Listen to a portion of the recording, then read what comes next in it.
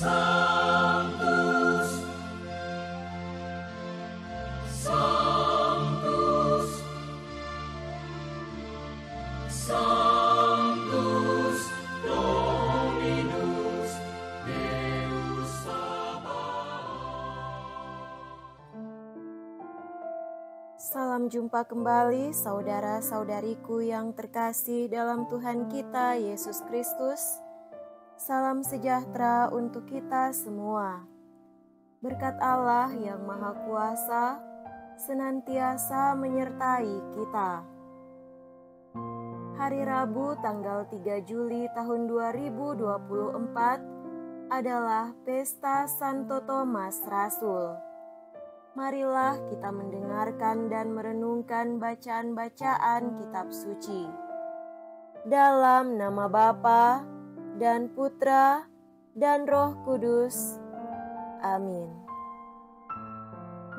Bacaan pertama dari surat Paulus kepada jemaat di Efesus, bab 2, ayat 19 sampai 22. Demikianlah kamu bukan lagi orang asing dan pendatang, melainkan kawan sewarga dari orang-orang kudus dan anggota-anggota keluarga Allah yang dibangun di atas dasar para rasul dan para nabi dengan Kristus Yesus sebagai batu penjuru.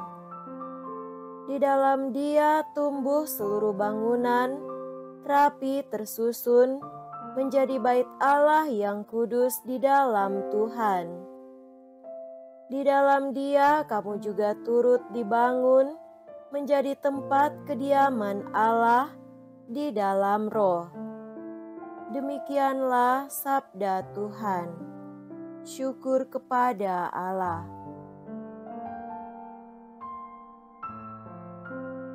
Semoga Tuhan beserta kita sekarang dan selama-lamanya. Inilah Injil suci menurut Yohanes. Dimuliakanlah Tuhan. Injil Yohanes bab 20 ayat 24 sampai 29. Thomas, salah seorang dari ke-12 murid itu yang disebut Didimus, tidak ada bersama mereka ketika Yesus datang. Jadi, kata murid-murid yang lain itu kepadanya, "Kami telah melihat Tuhan." Namun, Thomas berkata kepada mereka, "Sebelum aku melihat bekas paku pada tangannya, dan sebelum aku menaruh jariku ke dalam bekas paku itu, serta menaruh tanganku ke lambungnya, sekali-kali aku tidak akan percaya." 8 hari kemudian, murid-murid Yesus berada kembali dalam rumah itu, dan Thomas bersama mereka. Sementara pintu-pintu terkunci, Yesus datang dan berdiri di tengah-tengah mereka dan berkata, "Damai sejahtera bagi kamu." Kemudian Ia berkata kepada Thomas, "Taruhlah jarimu di sini dan lihatlah tanganku, ulurkanlah tanganmu dan taruhlah ke lambungku. Jangan engkau tidak percaya lagi, melainkan percayalah." Thomas menjawab dia, "Ya Tuhanku dan Allahku." Kata Yesus kepadanya, "Karena engkau telah melihat aku, engkau percaya.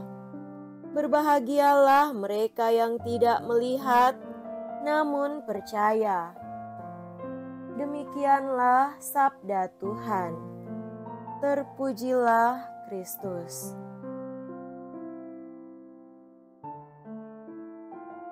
Saudara-saudariku yang terkasih dalam Tuhan kita Yesus Kristus, tema renungan kita pada hari ini adalah tempat kediaman Allah.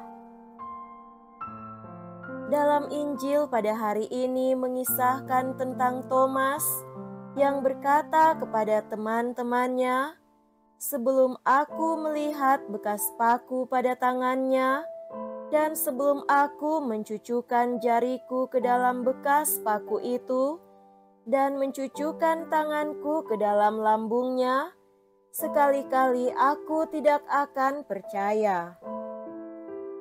Apa yang Kristus lakukan bagi kita? Sekarang Paulus menjelaskan bagaimana Allah telah mendekatkan mereka dengannya dan menjadikan mereka satu umat. Perseteruan Allah dengan mereka dan antara mereka dengan Israel telah dirubuhkan oleh kurban darah Kristus yang tercurah di kayu salib. Perseteruan telah didamaikan. Kristuslah kurban damai perseteruan antara manusia dan Allah dan sesama. Tidak hanya tembok pemisah antara manusia dan Allah yang rubuh, tetapi tembok pemisah antara etnis Yahudi dan etnis-etnis non-Yahudi pun dihancurkan. Bagaimana Kristus melakukannya? Saudara terkasih, Paulus menjelaskan 3 hal yang dikerjakan Kristus di kayu salib. Pertama, Yesus membatalkan hukum Taurat.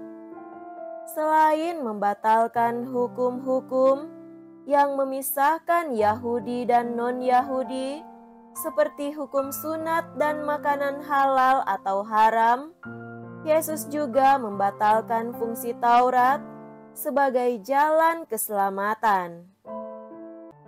Tetapi fungsi Taurat sebagai hukum bagi umat Allah tetap berlaku sebagai petunjuk hidup baru. Kedua, Tuhan Yesus menciptakan satu umat yang baru. Semua etnis Yahudi atau non-Yahudi dipersatukan menjadi satu umat di dalam dan oleh Yesus. Namun ini tidak berarti bahwa Yahudi dan non-Yahudi bersatu membentuk etnis ketiga atau hilangnya etnis Yahudi dan non-Yahudi. Etnis Yahudi tetap Yahudi, etnis non-Yahudi tetap non-Yahudi. Yang dibatalkan adalah ketidaksetaraan di hadirat Allah. Ketiga, Yesus mendamaikan etnis Yahudi dan non-Yahudi dengan Allah. Sekarang umat yang telah didamaikan Kristus disebut sebagai kawan sewarga dan anggota kerajaan Allah yang hidup di bawah pimpinan dan hukum-hukum Allah. Umat yang didamaikan ini juga disebut keluarga Allah.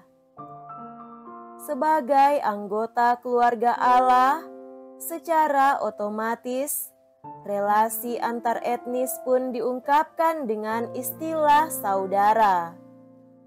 Selanjutnya, umat yang didamaikan itu juga disebut sebagai tempat kediaman Allah. Semoga demikian. Amin. Dalam nama Bapa dan Putra dan Roh Kudus. Amin.